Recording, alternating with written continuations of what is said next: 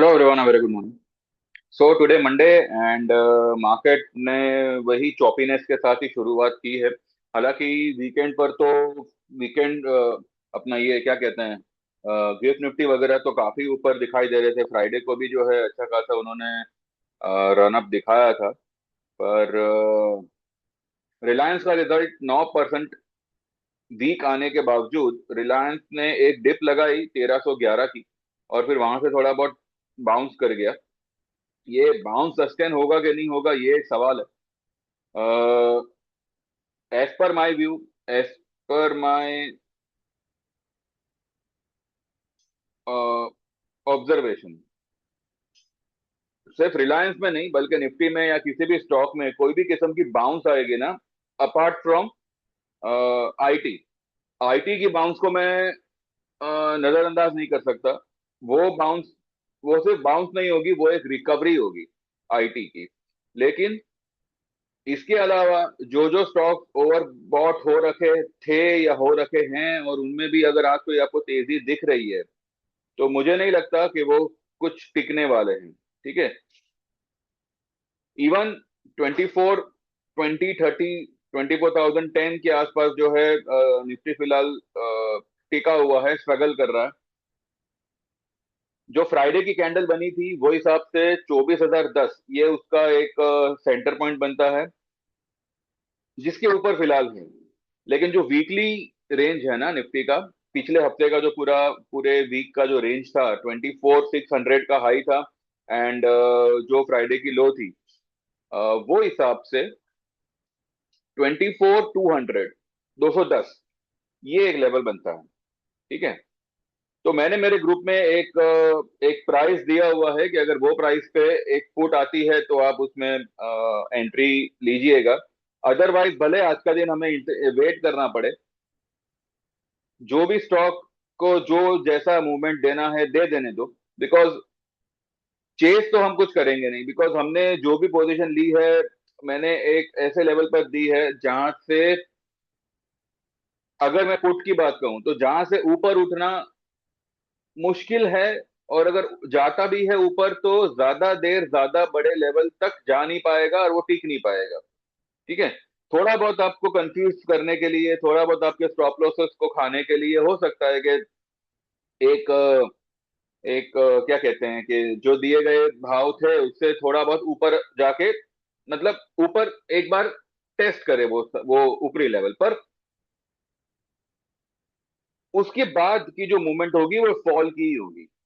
और जहां जहां मेरे बाय रिकमेंडेशन थे वो भी उसी लेवल पे थे। उस लेवल से नीचे ज्यादा जगह नहीं थी। ठीक है। और अगर जाता भी है तो मैंने आईटी में जो भी मैंने बाय दिया हुआ है ना, वो मैंने दो कंडीशन के साथ दिया हुआ है कि एक तो आप यहाँ पे बाय कर लो, और अगर इससे नीचे अगर थोड़े बहुत पॉइंट्स जाता है तो वहां पे थोड़ा आप ऐड करिएगा।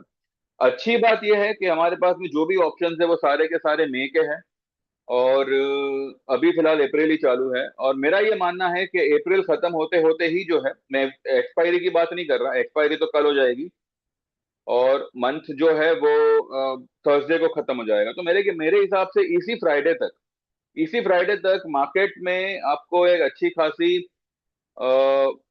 अच्छी खासी करेक्शन होती हुई दिख सकती है। आज की भले आज आ- आज आज आपको जो भी हाई दिखे वो दिखे, उसका कोई मैटर नहीं है। हो सकता है इससे 50 80 पॉइंट और ऊपर निकल जावे, लेकिन every rice will be sold off, मैं ये कह रहा हूं।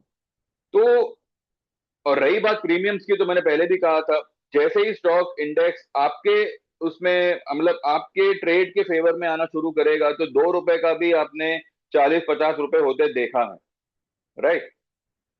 मैंने लोडा के बारे में मैंने कल भी बताया था, पहले भी जब ये हुआ था तब मैंने बताया था। तो प्रीमियम की मुझे फिक्र नहीं है, फिक्र ये है कि ग्लोबली अभी क्या हो रहा है। ठीक है। ग्लोबली हमको क्रूड के प्राइसेस पर नजर रखनी पड़ेगी। वैसे आज तो क्रूड 1% जितना ऊपर ही बता रहा था। तो कंसिडरिंग दैट, मुझे नहीं लगता कि हमारी मार्केट में कोई भी तेजी या कोई भी अपसाइड मूव, खासकर इंडेक्स में, निफ्टी बैंक निफ्टी में, यू नो सस्टेनेबल मूव होगी, ऐसा फिलहाल मैं नहीं कह सकता। बाकी देखते हैं, अगर आज का दिन अगर हम कुछ ना भी करें तो भी कोई ये नहीं है, हाँ, लेकिन अगर हमको वो जून वाली जो हमारी पोजीशन होगी उसका जो अगर हमें भाव अगर आज मिला, तो मैं डेफिनेटली ये सबसे कहूंगा, मेरे मतलब ग्रुप वालों से, कि उसमें आप जो है, जो मैंने रेट बताए हैं आपको, उसमें आप एंट्री डेफिनेटली करिएगा। और कोई भी अपसाइड आती है ना, तो देखिए, अगर आपने पिछले हफ्ते कोई पोजीशन ली है, ठीक है, ऐसा तो नहीं है कि मार्केट वन साइड ऊपर ही जाएगा, या अगर किसी में हमने बाइंग पोजीशन ली है तो वन साइड नीचे ही जाएगा। वन साइड मूवमेंट तो कभी नहीं होती, राइट। हाँ, आईटी में मैं ये नहीं कहूंगा कि आप जो है बार बार उसको एवरेज करो, या जरा सा अपसाइड आया तो बुक कर लो, जी नहीं, आईटी मुझे लगता है बॉटम आउट होने की कगार पे है। और बैंकिंग और बाकी सारे जो ये है स्टॉक्स है, कई सारे स्टॉक्स है जो सुपर हाईली ओवरबॉट है, ठीक है। तो मेरा यही रिकमेंडेशन होगा कि अगर हमारे कोई पोजीशन है उसमें, और अगर वो स्टॉक आपके बेचे हुए भाव से थोड़ा बहुत ऊपर निकल गया है, तो इसमें डरने घबराने की जरूरत नहीं है। ये अप्रैल चालू है, हमारा मई का पोजीशन है, और अप्रैल खत्म होते होते ही वो सारे स्टॉक्स आपके फेवर में आ जाएंगे। तो बस थोड़ा पेशेंस रखे, थोड़ा पकड़ के रखे स्टॉक को, बार बार एवरेज नहीं करना है, जो है उसी को होल्ड करके रखें, ठीक है। तो फिलहाल यही है, बाकी देखते हैं कैसे क्या होता है, या एक बार चार्ट पे चलते हैं।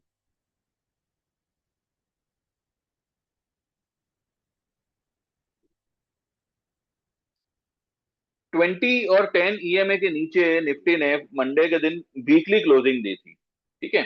अगर 20 ईएमए के ऊपर अगर मार्केट उछल के आता भी है, तो 10 EMA will be a big big resistance on a closing basis. यहाँ पे अगर हम देखें, तो देखिए, आपको याद होगा मैंने पहले भी आप लोगों से कहा था कि बैंकिंग माइट गेट प्रेशराइज। अब देखिए, बैंकिंग 186 पॉइंट्स निफ्टी ऊपर होने के बावजूद, बैंक निफ्टी कहाँ पे है आपका, सिर्फ 200 पॉइंट ऊपर है। यानी कि bank Nifty is under performing. 180 point जो निफ्टी ऊपर है, it is because of IT, ठीक है। और रिलायंस अब डिसाइड करेगा कि मार्केट को यहां से और थोड़ा बहुत ऊपर ले जावे, या यहां से नीचे आ जावे।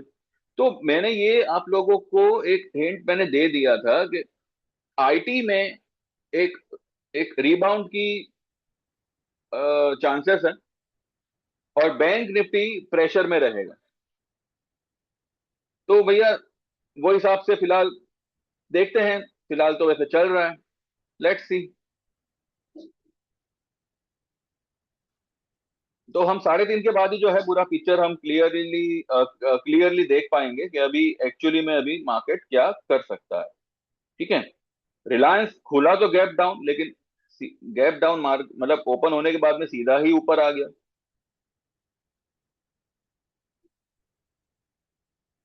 ये कुछ टीके वीके ऐसा कुछ फिलहाल तो ये साइडवेज ही है इसका।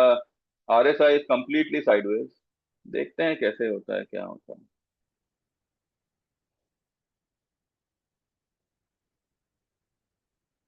तो बस इतना ही है, बाकी देखते हैं दिन दरमियान क्या होता है क्या नहीं होता है। बैंकिंग मुझे लगता है प्रेशराइज करेगा बाजार को, तो वो हिसाब से हमारी कुछ इस तरह की पोजीशन है।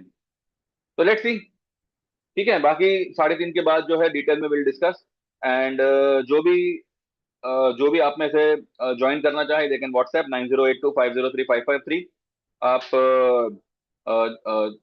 6 महीना, 1 साल, या लाइफ टाइम मेंबरशिप जो भी आप चाहो ज्वाइन कर सकते हो। व्हाट्सएप करिएगा, मेरा मैसेज आएगा, उसके बाद में आपको आगे की बातें पूरी बताई जाएगी, ठीक है। डिस्क्लेमर को ध्यान में रखिएगा, और वो हिसाब से आपके डिसीजन लीजिएगा। बाकी देखते हैं, और 3:30 के बाद हम डिस्कस में बात करेंगे, डिटेल में डिस्कस करेंगे। Thank you very much, bye bye and take care.